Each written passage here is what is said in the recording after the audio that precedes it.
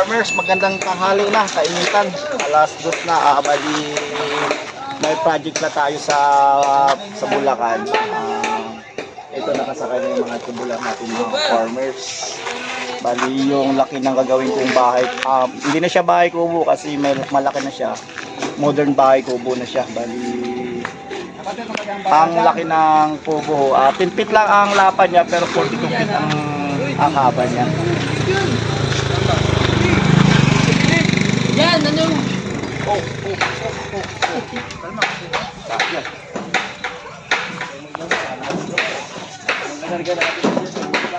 Ikot mo yung mga tubular ko. Dito mo dyan iabot dyan o. Para hawakan na lang nilito doon sa ganun. Bitin natin yung bitin dyan. Marami tubular sa akin. Ilan ba karga mo? Isa-isa dalawa-dalawa? Dalaw-dalaw lang. Ano na ito? Apat.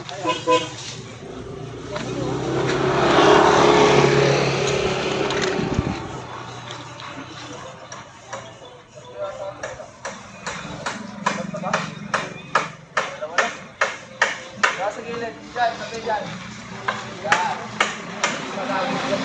Bilis ka. Wala ako pinutama na yung dyan. Magsusunod.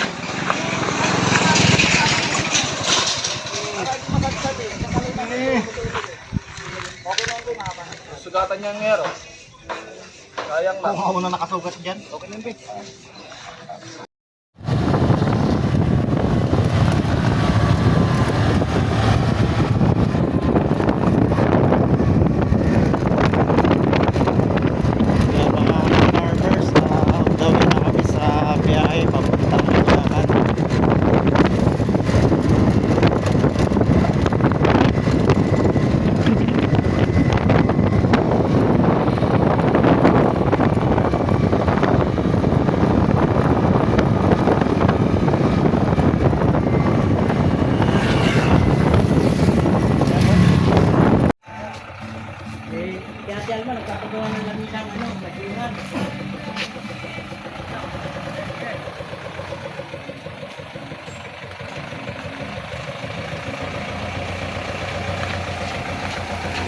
May pasok?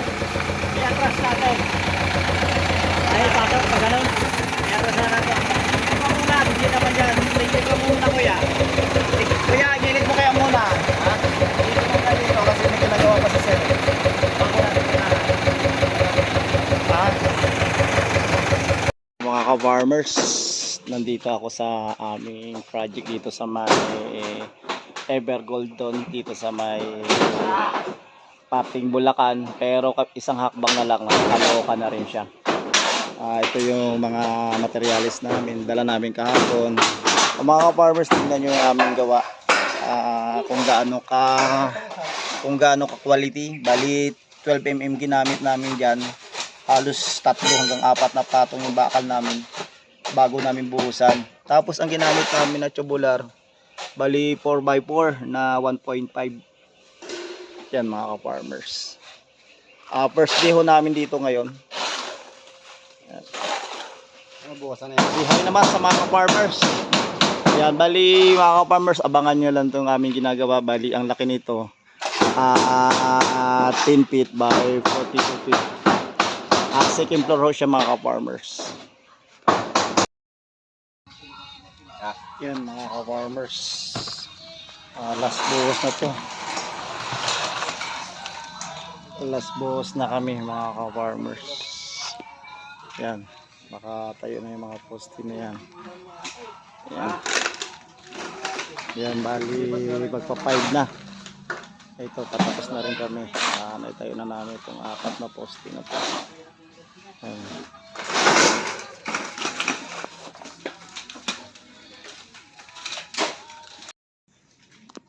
Mga ka-farmers, medyo nandito ako sa second floor. Bali nasa 5 days na kami. Yung 5 days namin nagawa, ganito na.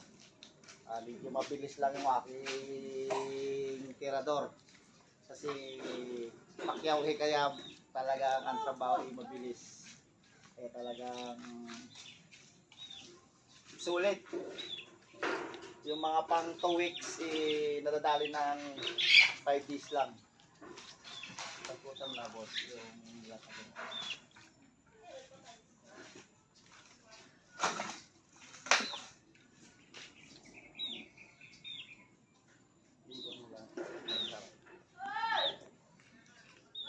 Ano yung dala mong welding rod?